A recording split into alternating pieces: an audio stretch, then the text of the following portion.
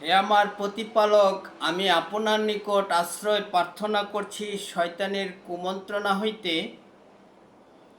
হে আমার প্রতিপালক, আমি আপনার নিকট আশ্রয় প্রার্থনা করছি তাদের উপস্থিতি হইতে। সালামুন আলাইকুম। কোরআন থেকে জানতে চাই, আমি মহিউদ্দিন। আমি এখন আলোচনা করব আল্লাহু আকবর এই শব্দটা বলা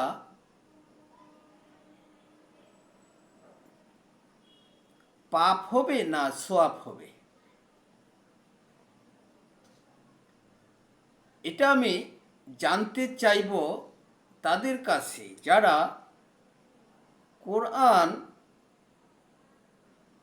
জানেন এবং কোরআন বিশ্বাস করেন, যারা কোরআন মেনে ইবাদত করেন, যারা কোরআনের জ্ঞান রাখেন এবং পুরাটা কোরআনই জানেন। তাদের কাছে আমার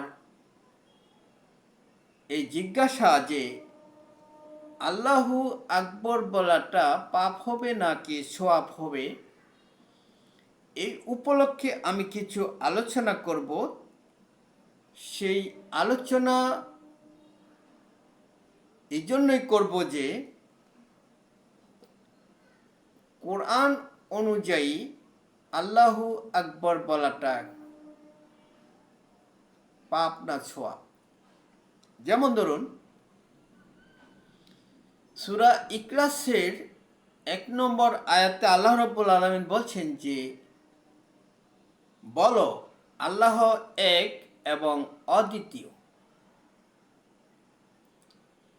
আর ইখলাসের 4 নম্বর আয়াতে আল্লাহ রাব্বুল আলামিন বলছেন যে তার সাথে কারো তুলনা হয় না, তার সাথে কাউকে তুলনা করা যায় না। তুলনা করাও নিষেধ করেছেন আর বলেছেন আল্লাহকে এক বলতে, অর্থাৎ আল্লাহু আহাদ বলতে।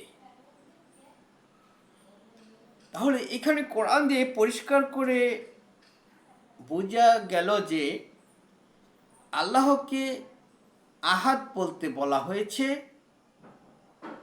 আর কোরআনের কোথাও কোনো জায়গায় কোনো সূরায় কোনো আয়াতে এই কথা বলা হয় নাই যে বলো আল্লাহু আকবর। অর্থাৎ আল্লাহু আকবর আল্লাহকে সবার চাইতে বড় বলতে বলা হয় নাই, এটা কোরআনের কোথাও নাই। যেহেতু কোরআনের কোথাও এই কথা বলা হয় নাই, তাহলে আমরা অর্থাৎ যারা বলে যে আল্লাহু আকবর বলে ইবাদত করে, অর্থাৎ সালাত পড়ে, নামাজ পড়ে, সর্বক্ষেত্রে যারা এই ধ্বনি দেয়, তারা কি সবচাইতে বড় আল্লাহর ইবাদত করে না? তারা তো ইবাদত করে, আমি যা বুঝতে পেরেছি যে তারা ইবাদত করে সবচাইতে বড় আল্লাহর। তাইলে এখানে একটা প্রশ্ন থেকে যায়, সেটি হচ্ছে যে ছোট আল্লাহ না থাকলে তো আর বড় আল্লাহ হয় না। সেহেতু সেই জন্য কি এটা বোঝা যায় না যে আল্লাহু আকবর বলাটা পাপ?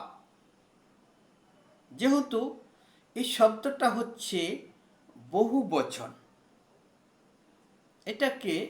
এই শব্দটা হচ্ছে তুলনা করে বলা হচ্ছে যে অন্য কোনো কিছুর সাথে, অন্য কারোর সাথে তুলনা করে বলা হচ্ছে সবচাইতে বড়। যেহেতু সূরা ইখলাসের 4 নম্বর আয়াতে আল্লাহ রাব্বুল আলামিন বলছেন যে তার সাথে কাউকে তুলনা করা যায় না। তিনি এই কথাও বলেছেন যে তিনি একক, আল্লাহ একক এবং অদ্বিতীয়। যেহেতু কোথাও বলা হয় নাই কোরআনের যে আল্লাহু আকবর, তাহলে এই শব্দটা ব্যবহার করা কি পাপ হবে কি না? পাপ হবে না নাকি সোয়াব হবে? কেন সোয়াব হবে? এটি আমি আপনাদের কাছে জানতে চাই, আপনাদের বলতে তাদের কাছে যারা কোরআন, পুরাটা কোরআন যারা জানেন।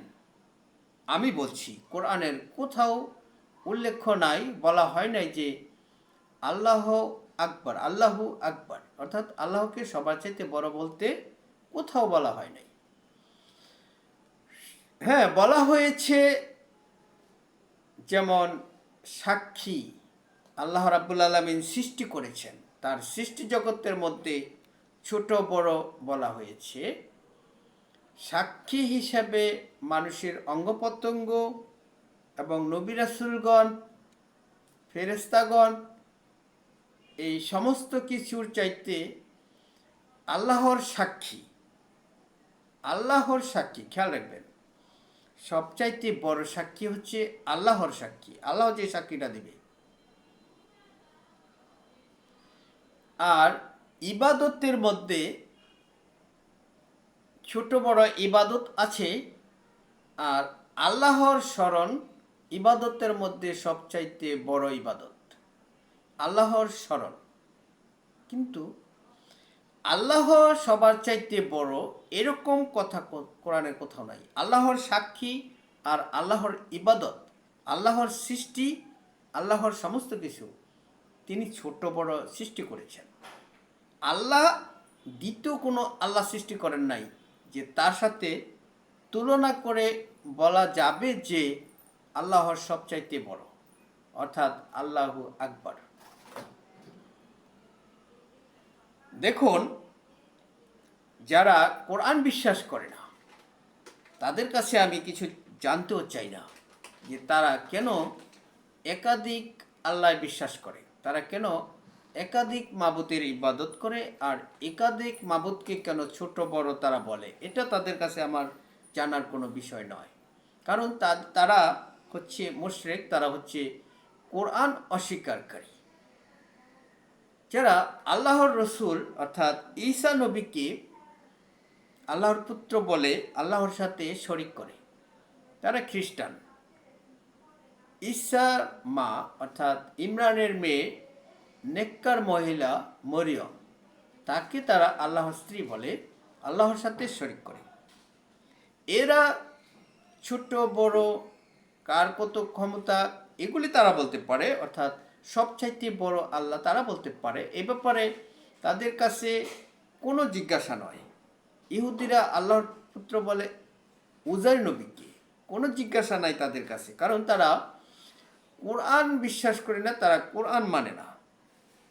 কিন্তু কোরআন তো বলে নাই যে ঈসা নবী আল্লাহর পুত্র, উজাইর নবী আল্লাহর পুত্র, ঈসা মরিয়াম আল্লাহর স্ত্রী, কিংবা দেবদেবীগুলি, মূর্তিগুলি, এগুলি আল্লাহর শরিক, তারা আল্লাহর সাথে, আল্লাহর কাছে সুপারিশকারী।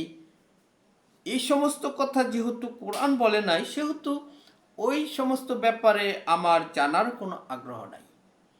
ওইগুলি হলো কোরআন বিরোধী আর কোরআন অবিশ্বাসী, তারা কোরআন বিশ্বাস করে না, তারাই হচ্ছে মুশরিক, তারাই হচ্ছে অবিশ্বাসী, তারাই হচ্ছে কাফের, তারাই হচ্ছে মুশরিক। যাই হোক, যারা বহু খোদায় ইবাদত করে তারা ছোট বড় বলতে পারে, আবার যারা আল্লাহু আকবর বলে ইবাদত করে তারা বড় আল্লাহর ইবাদত করে।